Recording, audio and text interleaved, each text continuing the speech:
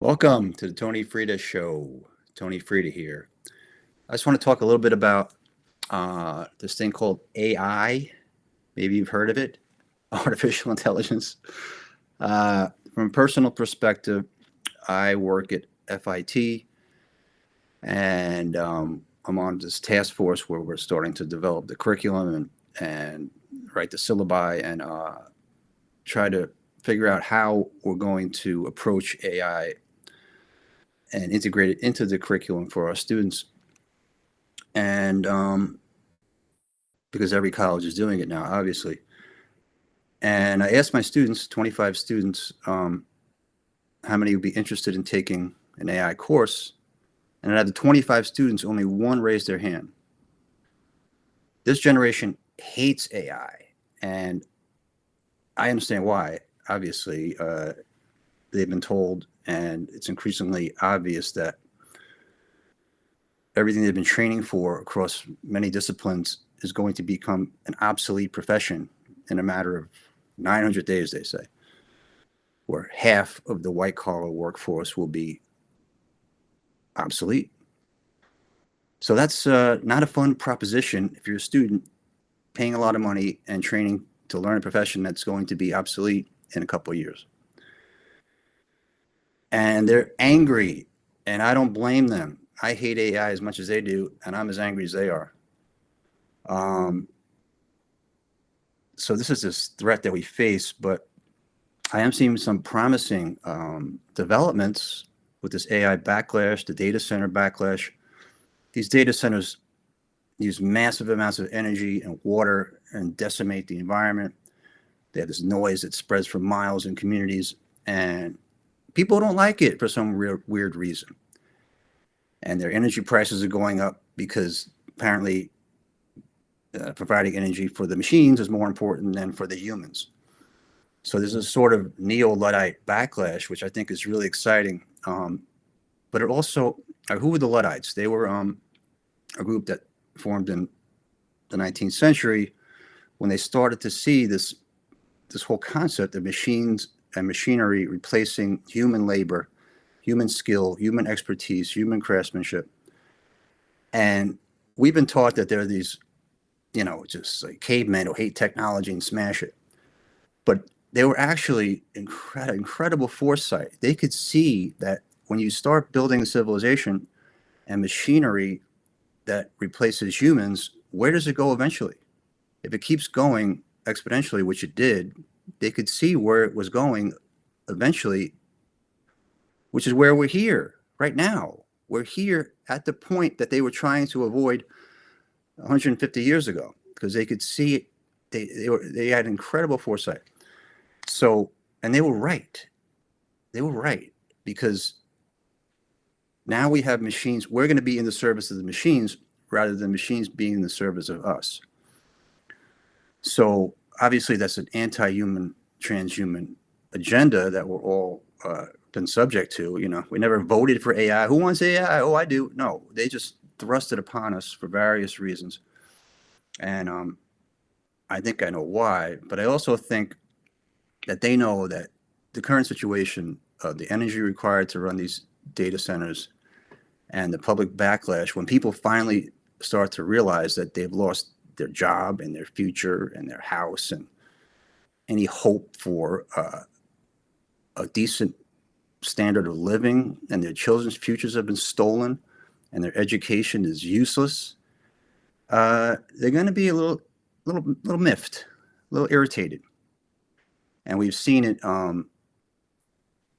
Some kid tried to firebomb Sam Altman's house. Like, that's just the tip of the iceberg. I mean, I think you're going to see, when it really sinks in, what these elite scum have done to humanity to make trillions of dollars at our expense. I think you're going to see a massive revolution. But they know that too. And the AI probably is helping them figure that out. But if this goes on the current trajectory, like, the mobs with the pitchforks are coming for you, Sam Altman, and for you, Zuckerberg, and Bill Gates, all these guys. They're going to be in a lot of trouble. They're going to have a big target on them. So, and they know that. So what I think is happening now with this whole all this pre-programming about the aliens and alien technology and reverse engineering alien technology. That's all a cover for them to release the hidden technologies that they've had for decades.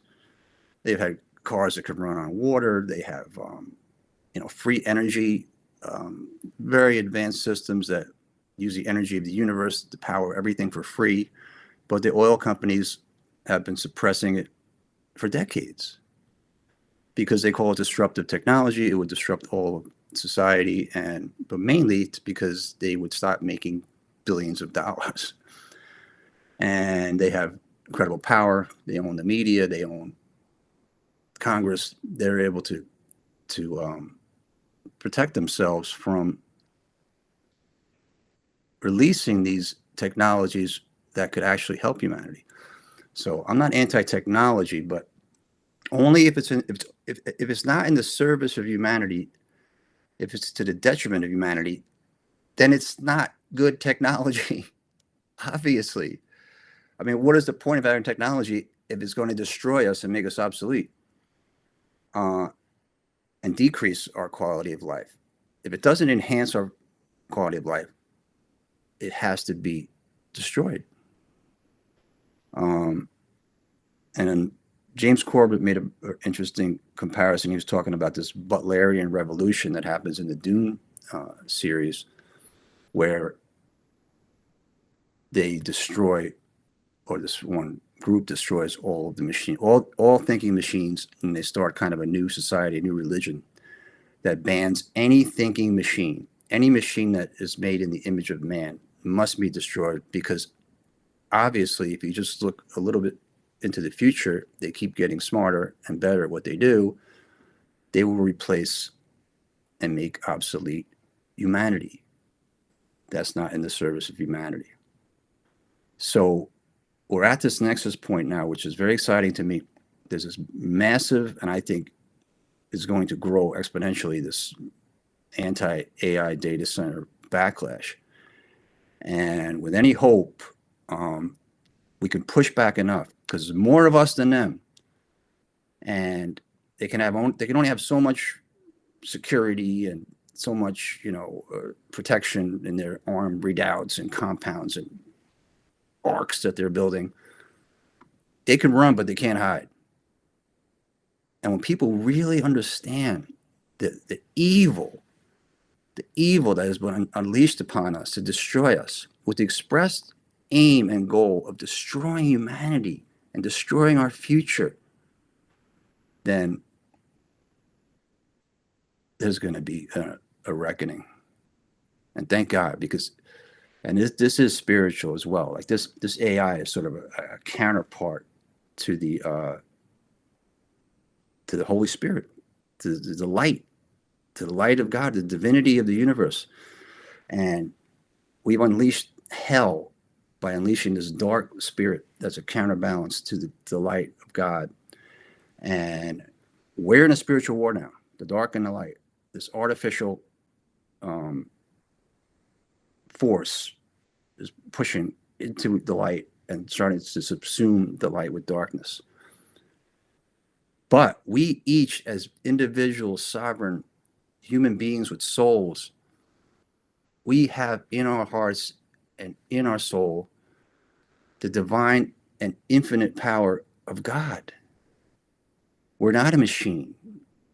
We have consciousness, we have awareness, we have so much more than a machine could ever have, right? The machines don't love, machines don't suffer, they don't feel pain. I mean, they can write and create art, but it's a simulacrum of what we do. It's based on everything we've done, and without us, they're nothing. So we're making them incarnate. Without us, the AI would have nothing. It would be nothing. It's only able to replace us because we're feeding it the data of thousands of years of civilization and brilliant human minds and invention and poetry and writing and art.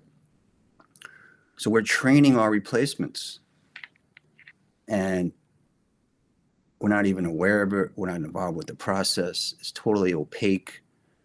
We've been left out of the equation.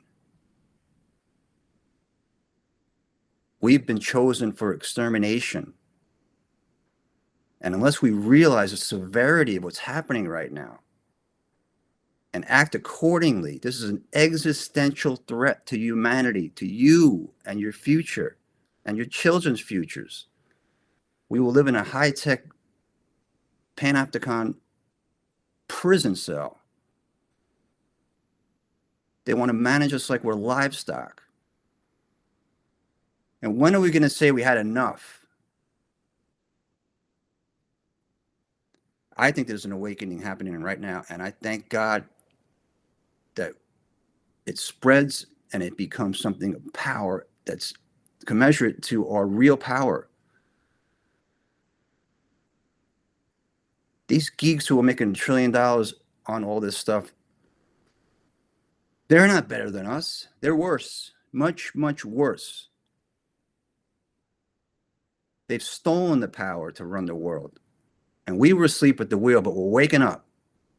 We're waking up, thank God. And I have hope that we're at a turning point right now where we push back. We push back. And we claim our right to live as free, human, sovereign beings who have souls and a connection to the infinite and have a birthright to at least have a chance to live in prosperity and happiness without a boot on our neck.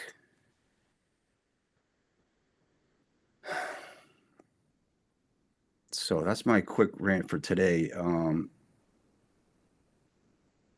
I have hope for humanity, and I have faith in you and in God. Thank you.